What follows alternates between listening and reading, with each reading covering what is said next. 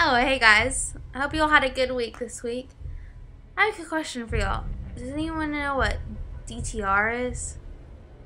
I know it's an acronym. It's for define the relationship. I don't know, maybe y'all are too young to have had that talk, but I know for me, my very first one was my freshman in college. And I figured out that this guy liked me, but I really didn't like him, so I was gonna tell him flat out. I was gonna define the relationship and tell him that I didn't like him, and so I was traveling, and so I had called him and asked him if he would take me to the bus so I'd have to carry all my stuff there. Smart, right? So he picks me up because he knows I need to talk to me, kind of tell he's excited.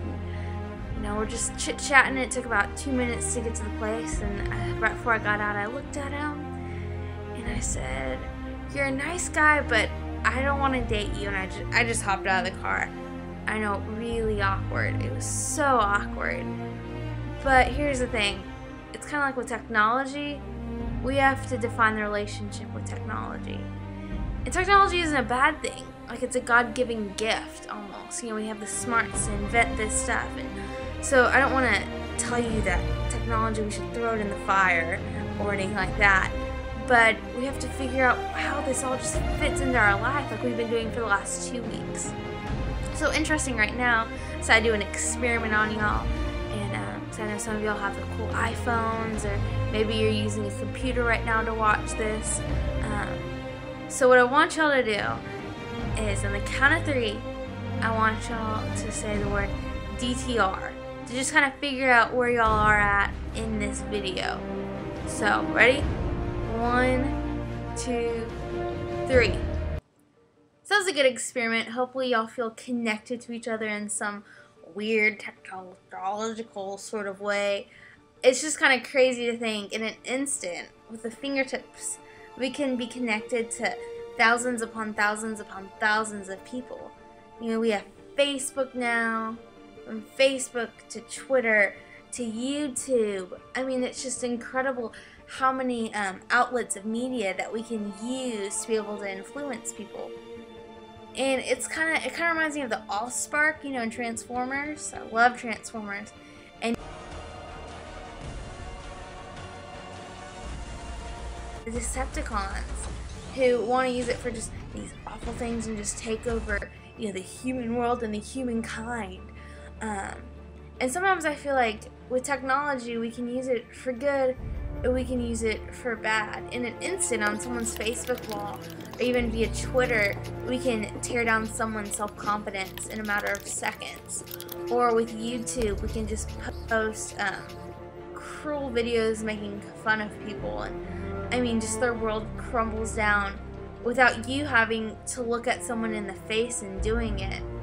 And so this technology thing is just, it's crazy, it's cool, but, you know, at the same time, I feel like a superhero, where I have the decision to use my power for good or for evil.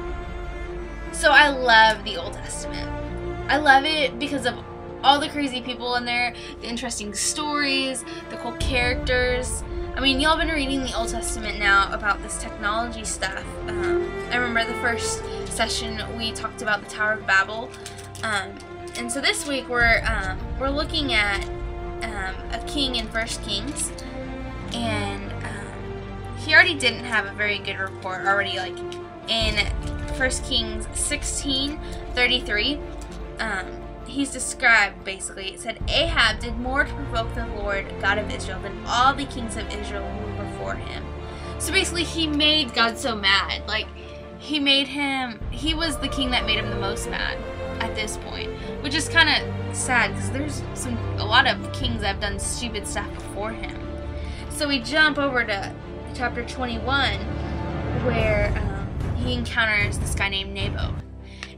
And so we'll just read the story right now. And so it says, So Ahab spoke to Naboth, saying, Give me your vineyard so I can have it for a vegetable garden, since it's right next to my palace. I will give you a better vineyard in its place. Or if you prefer, I will give you its value in silver. But this is interesting. This isn't just any ordinary vineyard. It's Naboth's, like, family inheritance. So it was his father's vineyard.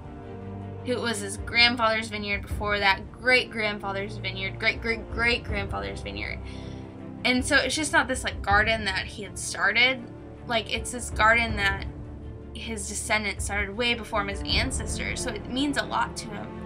So he said, I'll never give you my father's inheritance to you. So he's telling the king, Naboth is telling the king, like, no, I'm not giving you this garden just because you asked. Like, there's nothing in the world that you could have that I would give you this.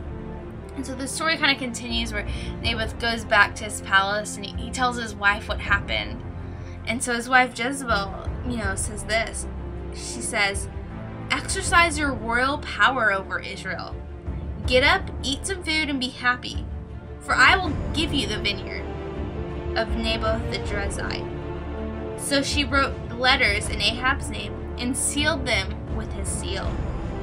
She sent the letters to the elders and nobles who lived in Naboth in his city. In the letters she wrote, proclaim a fast and seat Naboth at the head of the people. Then seat 2 wicked men opposite of him and have them testify against him, saying you have cursed God and king. Then take him out and stone him to death. So they did this act. And so this seal that they're talking about it's this ring. Usually it's ring. I don't know what it was probably back then, but it's usually this ring, and it had like a crest on top of it. And so people would heat up wax, and they would stick it in there, and then they would seal letters with it. Basically, it's saying like, it's definitely from me. You don't have to worry about it. And so with this seal, the queen ordered Naboth's death because he wouldn't give her husband his inheritance. It's kind of messed up, isn't it? I think it's messed up that this one little seal can condemn this man to death. It's just so strange. So it continues on. When Jezebel heard that Naboth had been stoned to death, she said to Ahab, get up and take possession of the vineyard of Naboth the Jezreelite, who refused to give it to you for silver, since Naboth isn't alive but dead. When Ahab heard that Naboth was dead, he got up to go down to the vineyard of Naboth the Jezreelite to take possession of it. And so it's just kind of sad for me that this seal had the power to tell these men to condemn this man and make this man die. It seems so messed up to me. So the seal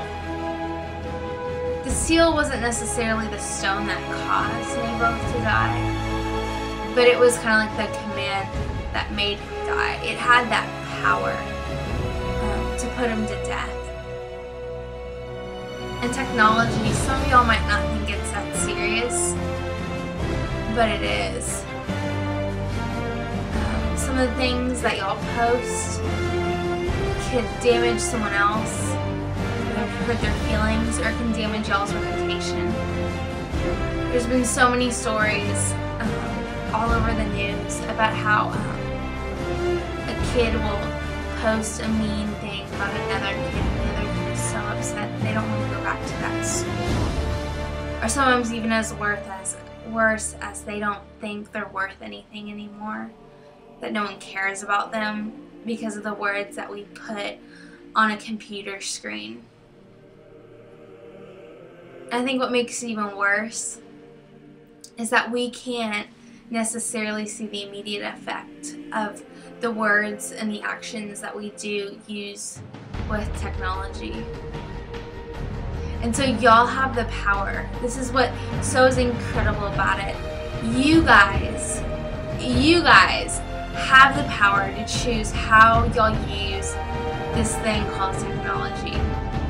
Y'all can use it to demean and to hurt other people, and even to hurt yourselves with what you put on it. Or you can use it for good, like I've seen so many people do.